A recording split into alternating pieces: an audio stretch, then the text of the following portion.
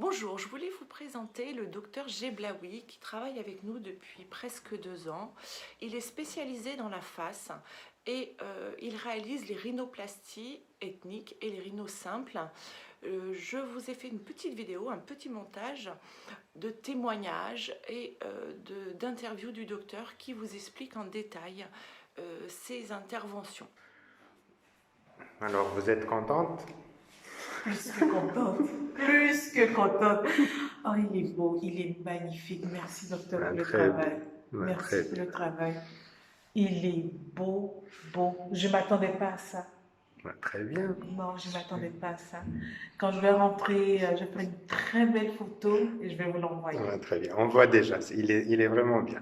Il est Mais vraiment beau. même quand vous sauriez, il tombe pas, il est... Merci, il est beau. J'adore. Merci, docteur. Je vous en Je prie. m'attendais à tout sauf à un travail aussi parfait. Je ne sais Non. pas si vous avez déjà encore réussi pour les ethniques comme moi, mais... Généralement, ils repartent avant que je les vois, donc je Ok. reçois juste des messages. Ok, non, Mais il là, est parfait. très Je bien. m'attendais. Vous savez que je vous ai donné une photo avant de Oui, oui, commencer, oui. mais lui, Non, il est encore impeccable. mieux que la photo. Merci, merci, j'adore mon nez. Oh, il est beau. Il est beau, c'est sûr que je suis un peu... il y a plein de choses qui font lever. Oui, on va nettoyer un tout petit peu là. Il est magnifique. C'est mon nez. On va l'enlever maintenant. Mais c'est un peu enflé, un peu encore. Hein. Oui, non, il va s'affiner encore. Yeah. Là, on est juste à J7, donc un petit mois pour avoir à peu près le résultat définitif. Ok. Et même à Et 6 si je mois, vois la 1 an, il va... plastique, quand je vais maigrir encore. Oui, avec le reste de votre visage, il va s'affiner, donc il va être encore... Il est magnifique. Très bien. Magnifique. J'aurais pas demandé mieux. Oh là là, mais je peux le mettre même de côté pour vous si vous voulez. Non, ça y est, j'ai Voyez vu. la petite Non. pointe qui monte. La pointe, elle monte, et même le dorsum, on l'a projeté, on a fait la greffe. Et quand je souris, c'est pas. Tout est C'est parfait. très naturel en plus. Yeah. Oh, c'est beau. J'aurais pas demandé mieux. Merci, docteur. Je vous en prie.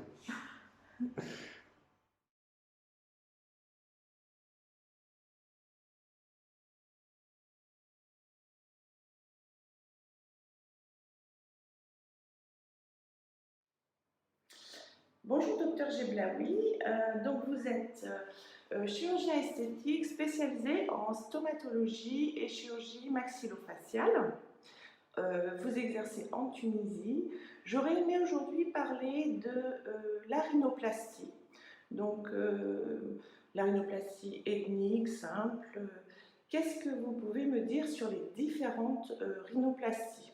Alors, la rhinoplastie ethnique, c'est pas un très joli terme, mais disons que le terme a été fait pour désigner la rhinoplastie chez les personnes d'origine asiatique et africaine.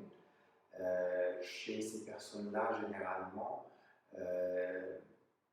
on a quelques points qui sont différents par rapport à un nez oriental ou à un nez européen.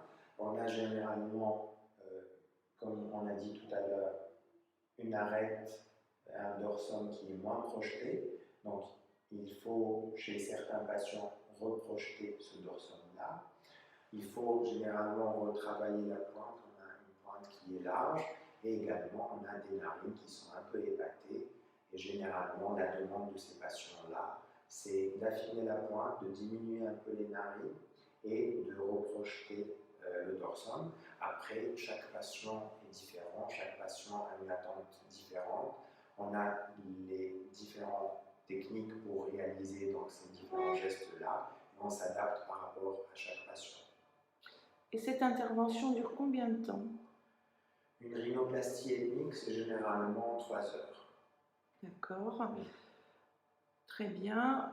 En post-opératoire, y a-t-il un plâtre? Est-ce que c'est... C'est la même chose comme une rhinoplastie classique. Si cette partie-là elle est épatée, on réalise des ostéotomies pour affiner cette zone-là et donc on met un plâtre. Des fois, cette partie-là elle est fine, on n'a pas besoin de casser l'os, de faire des ostéotomies. On peut mettre juste un peu de cartilage par là. Dans ce cas-là, on peut maintenir le résultat juste avec des stéristries.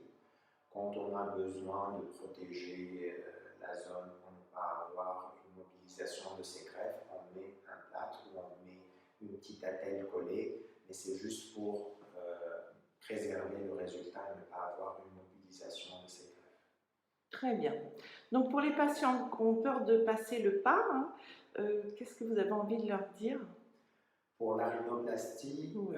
la chose qui est la plus importante, c'est pas du tout une opération douloureuse. Les patients post-opératoires, on leur donne juste du paracétamol et chez plein de patients, ils n'en prennent même pas. Donc s'ils ont peur des douleurs, c'est une chirurgie qui est absolument pas douloureuse. Ils ressentent des fois juste la première nuit un peu de mal à la tête, mais ça c'est aussi à cause des drogues d'anesthésie, mais ce n'est pas du tout une opération douloureuse. Après, pour tout ce qui est chirurgie et résultats, on a une expérience pour avoir de bons résultats. Donc pour la rhinoplastie, comme j'ai dit, c'est vraiment la chirurgie, une des chirurgies les plus délicates et difficiles au niveau du visage, parce que c'est quelque chose qu'on voit beaucoup, c'est généralement quelque chose qui complexe les gens. Il y a généralement toujours un petit défaut, c'est la chose qu'on regarde en premier. Donc la rhinoplastie, on a plusieurs techniques. Généralement, on a une technique interne où on fait une incision à l'intérieur du nez. Donc la cicatrice elle est dissimulée. Et puis il y a la technique externe, comme vous aviez dit tout à l'heure, où on fait une petite incision ici dans la columelle. Ça s'appelle techniquement voie de Reti, où on va décoller donc, la peau. On va voir les structures cartilagineuses et osseuses et ça permet en fait un meilleur accès et on voit mieux ce qu'on fait. Et donc généralement quand on a besoin de travailler la pointe, de la redéfinir, de mettre des greffons, on utilise plus cette voie externe qui permet une meilleure vision globale et donc de meilleurs résultats généralement. Donc pour la rhinoplastie, ça se fait sous anesthésie générale parce qu'il y a un saignement qui peut gêner le patient, donc généralement on préfère le faire sous anesthésie générale. On a une partie qui peut être à l'intérieur du nez, où on fait une septoplastie, des fois, si le patient a une obstruction nasale ou s'il a une déviation au niveau du nez, on commence par la septoplastie, et donc on va remettre droit la cloison. S'il n'a pas besoin de ce geste-là, on passe directement à la rhinoplastie, où on va travailler sur les points qui gênent le patient, et donc avant cette chirurgie, il faut bien comprendre les besoins du patient, ce qu'il désire. Il va venir généralement avec des photos pour voir le nez qu'il désire et on doit lui faire comprendre les limites parce que chaque patient est différent.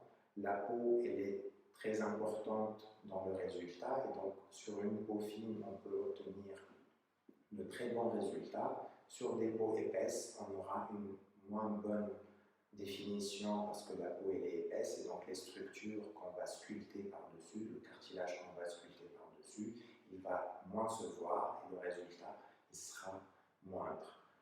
Donc ça aussi c'est quelque chose qu'il faut faire comprendre aux patients, ainsi que les suites opératoires bien sûr. Dans les suites il y a essentiellement de l'œdème, ce n'est pas du tout une opération qui est douloureuse. On peut avoir des hématomes sous les yeux, mais généralement ça se passe très bien.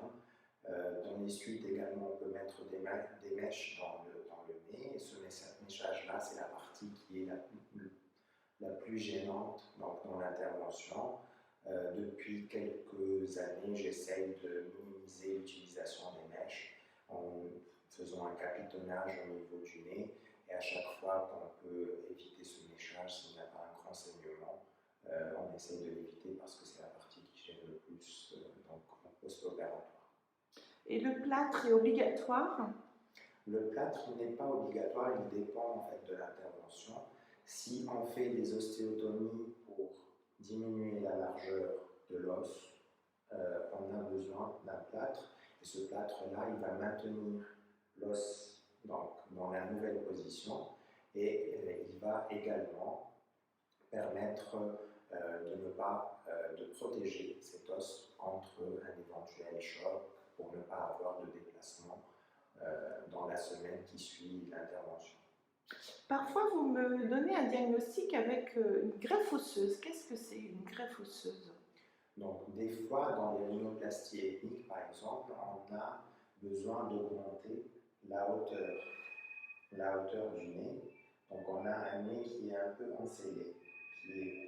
Donc, cette hauteur-là, on a besoin de la projeter, on a besoin de remettre un volume à ce niveau-là.